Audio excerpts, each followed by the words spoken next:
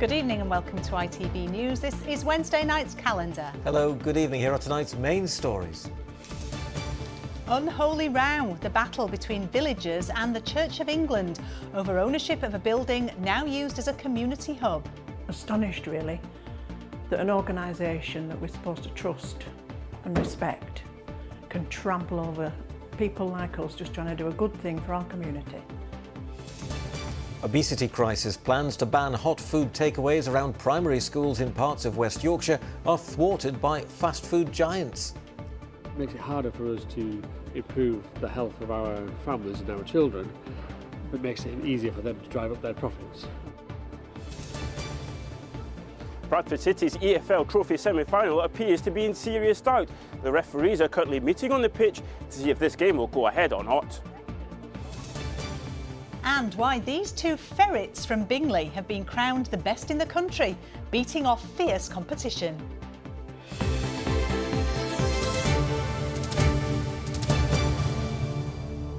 Yes, more from the Ferret and a classic calendar clip coming up later in the programme. But first, people living in a small Yorkshire Dales village have found themselves tied up in an extraordinary legal battle which they fear could cost them £250,000 because they're being taken to court by the Church of England. It's all to do with who owns the community centre in the village of Rathmel near Settle.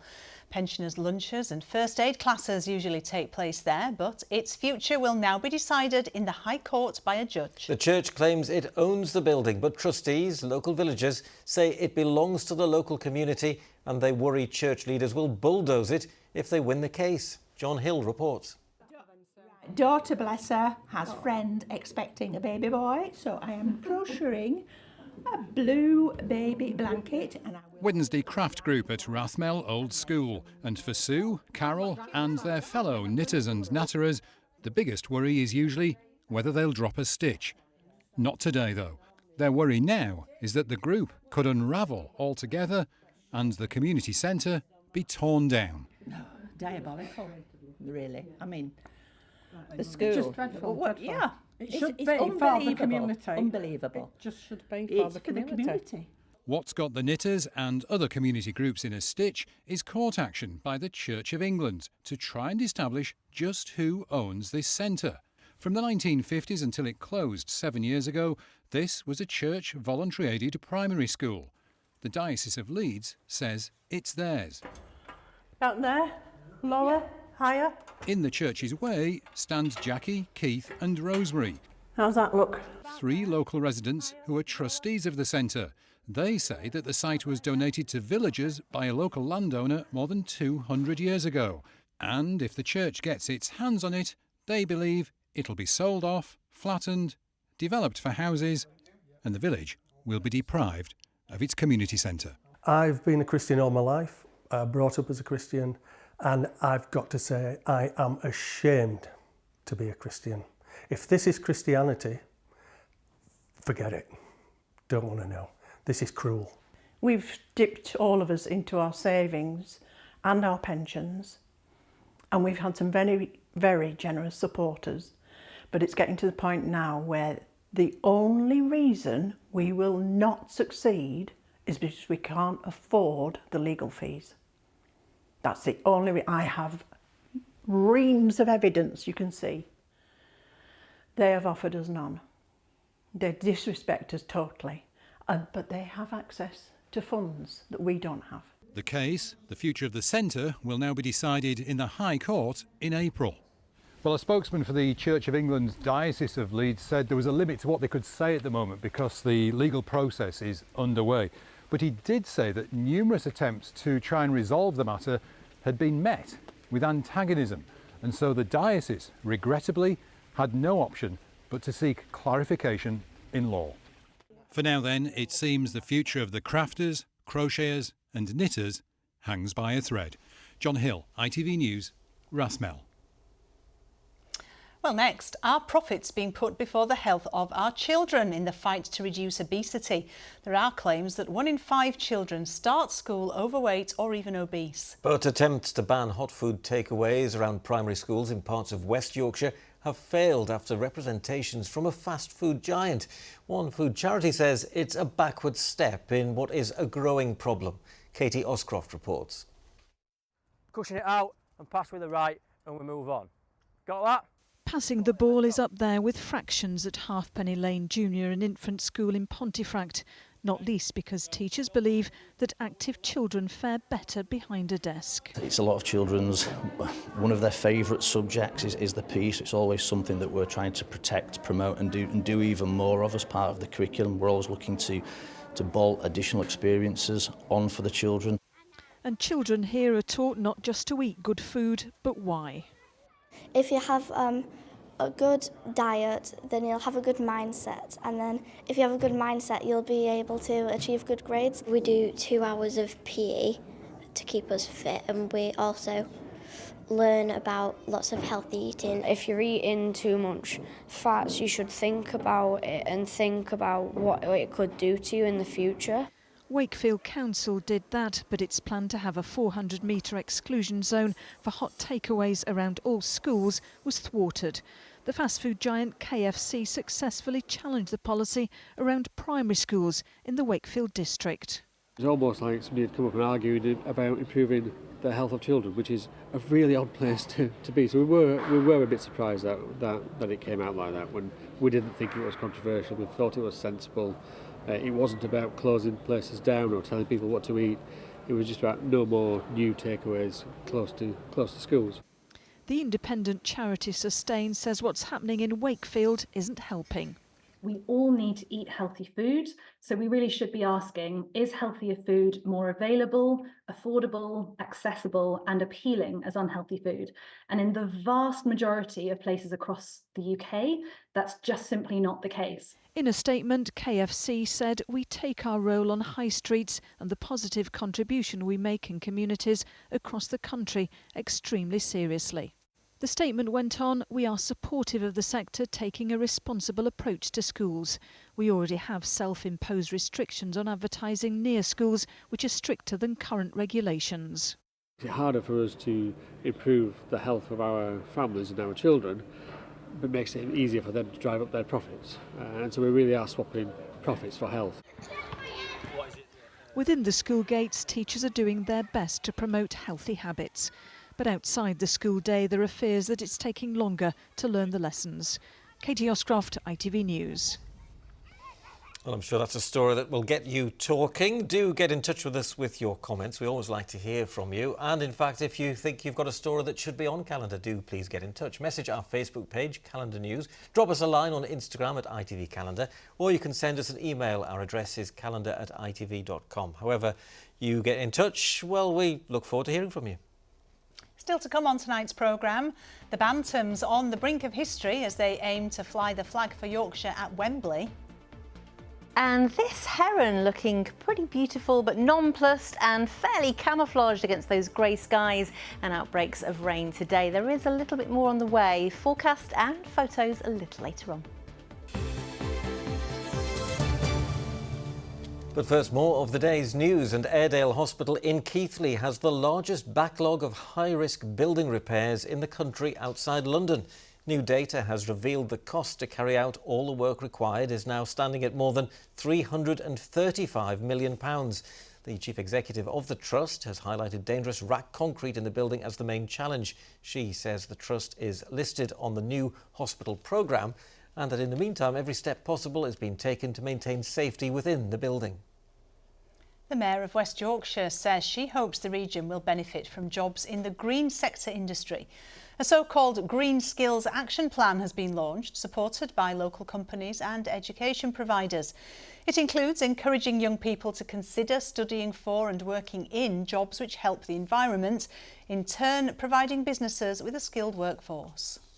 We are an area really famous for manufacturing and home of the Industrial Revolution. But if there is going to be a green revolution, I want us to be at the heart of it, because these are great jobs. They're jobs of the future, and we have to commit to investing in our young people to make sure that they're ready for it.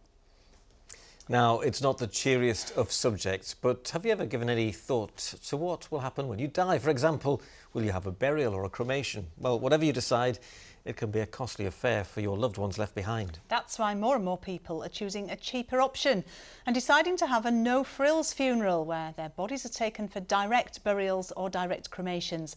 James Webster has been speaking to one woman who's decided it's the right thing for her. Well, I decided to be taken direct from my place of death and just be buried. So I won't have any ceremony at all.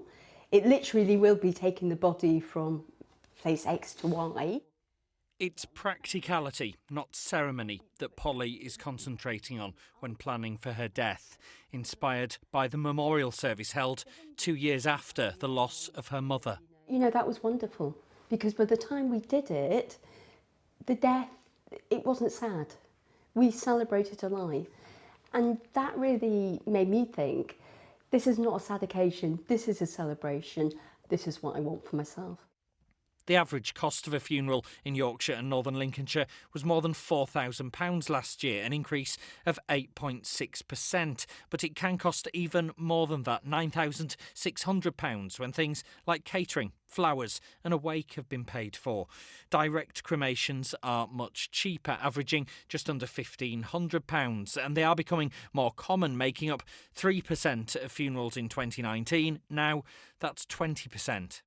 Neil Milstead is a funeral director from Harrogate. Some families don't want all the fuss. They don't want a minister who doesn't know mum or dad, so they'll choose us to do a direct cremation. Now, all our direct cremations are carried out in Harrogate. I don't think the cost comes into it. I think the family are more happy knowing that their loved one is being looked after properly. And making sure your funeral wishes are known and understood by your family is one of the most important pieces of advice offered to clients at this will writing service. Far from it being that you're making these trade-offs of going for direct cremation, people are saying, you know what, the actual body bit, I want it done in a dignified and in a high quality way, but the bit that really matters to me is the celebration of life. What do your loved ones make of what you've decided? I will say, when I told my sister, she told me I was selfish. She said that I was stopping people having the right to grieve. What I said to her is, look, there won't be a ceremony, but that doesn't stop you at a later date hammering the memorial, you know, if you want to. Polly's hope is when the time comes, her decision will ease the burden on her loved ones as they grieve. It is a choice which more people are also deciding is right for them too. James Webster, ITV News. I tell you what, I bet you're not going out quietly, Sally Simpson, are you? Well, I mean, I should like to go out as I've gone on in life. I'm quite thrifty, so a thrifty funeral would suit me down to the ground. Oh, I thought it'd be all singing, all dancing. Well, I don't think a great expense would be the best idea. Anyway, hopefully a long way Yes, off. let's not think about that now. Well, the ITV Evening News continues at 6:30. Here's a look at what's happening with Mary Nightingale. Coming up on the ITV News, we'll have the latest on the war of words between the government and the former chair of the Post Office. The NHS in England to roll out Martha's Rule, the tribute to a 13-year-old girl which her parents hope will save lives. The embarrassing misfire that's proving to be a headache for the Navy. And could your neighbourhood be about to get darker? How cash-strapped councils are hoping to claw back some money.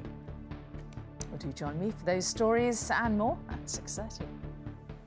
Mary, thank you very much indeed. Well, Kerry is with us, and you weren't wrong about that rain, were you, Kerry? It certainly came in. It did at the wrong time, or when we were trying to get to work this morning, so a thoroughly unsettled start. But it's not been bad news, the weather at the moment, for everybody. We've got a pretty strong jet stream, and earlier on in the week, winds reached 265 miles an hour, which allowed aircraft from the States heading towards the UK to fly at 800 miles an hour. So that meant shorter journey time towards us, knocking off the journey time by around 45 minutes or so. So that's pretty good. It's not an award winner, but that's pretty impressive, isn't it? This was our jet stream today, not quite as strong, but still peaking at 230 miles an hour. And that was, of course, although 6 or 7 miles above us, heading towards us, allowing those low pressure systems and our weather basically coming from west to east. So that allowed all that rain from around 3 o'clock this morning to push across us and head eastwards. So it was very unsettled, thoroughly unsettled, and all the clearer skies really pretty much just waited until after dusk. So I guess the question is, are we going to get any more?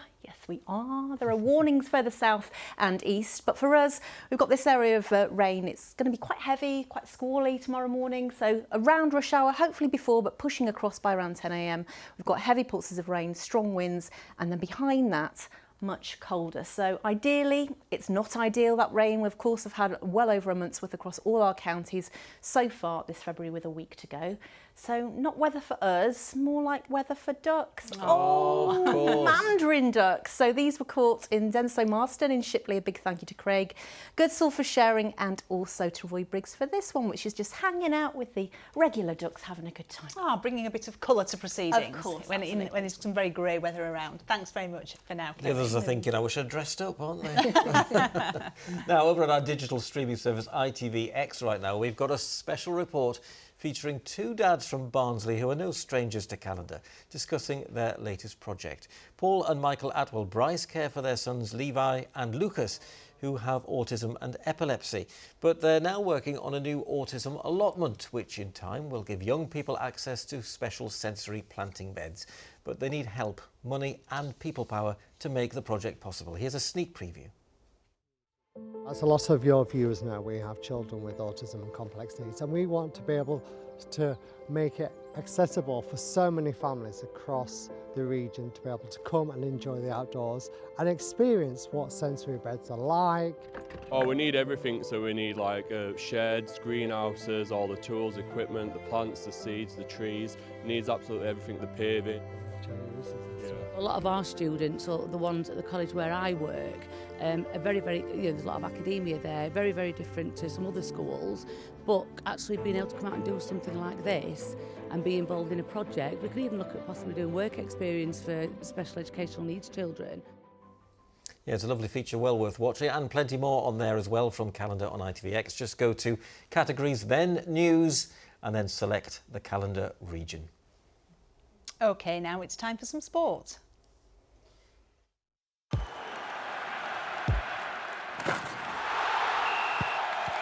Zero Accounting Software sponsors ITV Regional Sports Report. And I'm pleased to say Chris is with us in the studio. Good evening, Chris. Good evening. Now then, you've been finding out a little bit more, chatting to the Huddersfield town manager. You've been hearing from him. I have, Ian, yeah. We've got a little club forming in our part of the world now with three German coaches here in Yorkshire. Andre Breitenreiter joining Daniel Farker at Leeds and Danny Röhl at Sheffield Wednesday. Well, after being appointed last week, Breitenreiter held his first press conference this afternoon, and afterwards I managed to grab a quick few words with him and ask what it was about Huddersfield that attracted him. Yeah, Huddersfield is a traditional club with fantastic supporters. I had the chance to train in England, in the motherland of football, and I know what they expect from me, but I also know that they are really friendly people, helpful, and fantastic supporters. Well, good luck to Andre. On to last night's action, Chris. It's not looking good for Rotherham, is it? No, it's looking really difficult to see them staying in the Championship this season, Sally, although they did show a lot of fight and heart down at Ipswich last night. From 3-1 down, they did level things up in stoppage time when Cafu scored this nonchalant penalty, but just 2 minutes later, Ipswich went up the other end and scored the winner. Heartbreak. Now, tonight, Bradford City have the chance to make history and reach Wembley for just the 5th time. Wycombe Wanderers are the opponents in the EFL Trophy semi-final. And Arif Ahmed is live pitch side for us tonight. Arif, it's been raining there in Bradford, hasn't it, recently? What's the pitch actually looking like right now? Oh yeah, Chris, there's been heavy rain overnight and this morning. Let me tell you, this pitch doesn't look in very good condition at all. Let me tell you, the referees have been in serious discussion for the last 15-20 minutes to decide whether this game actually goes ahead or not. They've been bouncing the ball in certain areas of the pitch, rolling the ball as well, and let me tell you, it's not been bouncing, it's not been rolling, so I'm not too sure if this game will actually go ahead or not. Let me just take you to show you the pitch. In certain areas, it's just mud. There's very little grass in certain areas. The groundsman and his team are currently working as best they can to get this game on. They're rolling the pitch, they've got the forks on, trying to get rid of as much surface water as they can. But as I say, it's a real tall order here. At the minute, this game is going ahead. We've not been told anything otherwise. Bradford City players are still arriving here at Valley Parade. The manager said yesterday that this would be a real good opportunity for this club to get to Wembley tonight. Arif, thank you very much for joining us tonight. Good luck. Fingers crossed that game is on. And finally from me, Sheffield Wednesday have today been charged by the Football Association of the alleged racist abuse suffered by Coventry player Casey Palmer during the meeting between the sides at Hillsborough last month. And that is all the sport for me for this evening. A lot of disappointed fans at Bradford if that game doesn't go ahead. There certainly will be, but they'll get the chance. They'll get another chance, won't they? He'll be rearranged. Yeah, and they've had such a great run lately as well. It would just be what they need, wouldn't it? Yeah, they've won the last 3 as well, so going into this one, yeah, they're really on a high, aren't they? Getting to Wembley would be just the icing on the cake. But Fingers not much crossed. you can do about the weather. You're in the lap of the gods, aren't you? There isn't. We'll just blame Kerry. As we usually do. Thanks a lot. For now then, we all know the calendar is much loved across Yorkshire, but there's one event in the programme's history that made us famous all over the world. Ow, ow, ow. I'm sorry. Ow. Sorry, let it go. Put it on the floor, it won't hurt you. Or should I say it made our former presenter Richard Whiteley and a certain Ferret famous across the globe. Richard was interviewing a guest about the animals when that happened. Ouch! And one of the greatest outtakes of all time. I think you'll agree, Sally. It certainly was. I mean, we wouldn't want any repeat of that, would we, in the studio by bringing ferrets in today? No, thank you. But 2 ferrets from West Yorkshire have just been crowned the best in the country. Chaos and Riot beat hundreds of others to win at the National Ferret Championships. They were judged on such things as their eyes, teeth and nails, a bit like crufts for ferrets. Their owner, Steph Peel from Bingley, says she's thrilled her pets won, and they're already looking ahead to the next competition when they can defend their titles. They look quite cute. You know, I think Richard Whiteley, we got away with it lightly there, you know. It could have been a lot worse. Could have been his thumb, not just his finger. It could indeed, it could. But they are cute, aren't they? Yeah, but I mean, defending their titles, they're pretty vicious, aren't they? I think they are quite, feisty creatures, aren't they, ferrets? I like them, I think I quite like them, yeah. I'm quite pleased we haven't got them in the studio, though, I must say. I'm relieved, very relieved. Not having a repeat of that, definitely not. Well, they're very Yorkshire, though, aren't they, ferrets? Do the Yorkshiremen still have ferrets? Of course they do. Oh, usually down the trousers. You've got one. All right, let's get the weather now. Change the subject. Here's Kerry. Good visibility on the horizon. TUI sponsors ITV Yorkshire Weather. Hello again. After this morning's wet and windy spell with plenty of cloud around for much of the day, we get the best of the clear skies, yes, as we head into this evening and the first part of the night. But by morning, another wet and windy spell quite quickly pushing its way through from the northwest, and then behind that through Thursday, especially into Friday, feeling fresher. So this was today's front. Mild air for this afternoon. It's this cold front that pushes through first thing tomorrow, and then it's behind that we start to feel certainly colder as we head into Thursday night and Friday. And by Saturday, the isobars loosen out. So at this stage, that does look like the best day of the weekend. But in the shorter term, for this evening and overnight tonight, relatively quiet to begin, dry with clear spells, a few showers pushing through, mild southwesterly air, but big change from the northwest as we head towards dawn with this intense area of rain, and you can already see the colder air digging behind, perhaps producing some sleet and wet snow right over the tops of the Pennines. 7:11 and 5:29 are your sun times. Thoroughly unsettled briefly tomorrow morning, not great timing for the rush hour, and then into the afternoon we are expecting a clearance. If anything, those temperatures will take a dip during the second half of the day, and over the Pennines struggling to get much higher than 3 or 4 by the afternoon. Sunshine and showers, quite blustery conditions, and yes, some sleet and wet snow right over the top. So there could be 1 or 2 icy stretches over the next couple of nights or so, and some frosty nights to come. On Friday itself, sunny spells and showery outbreaks again, falling a little wintry as sleet and wet snow right over the tops. Highs of 8 but feeling more like 3 or 4, and at this stage, although chilly with light winds, Saturday is the best day of the weekend. TUI sponsors ITV Yorkshire Weather. Well, we are just hearing some breaking news from Valley Parade that game, Bradford City, is going ahead this evening, so best of luck to them. And Kerry, you're off the hook. We can't blame you for the bad weather. Phew. Because that game's going ahead. She gets away with it again. Yes.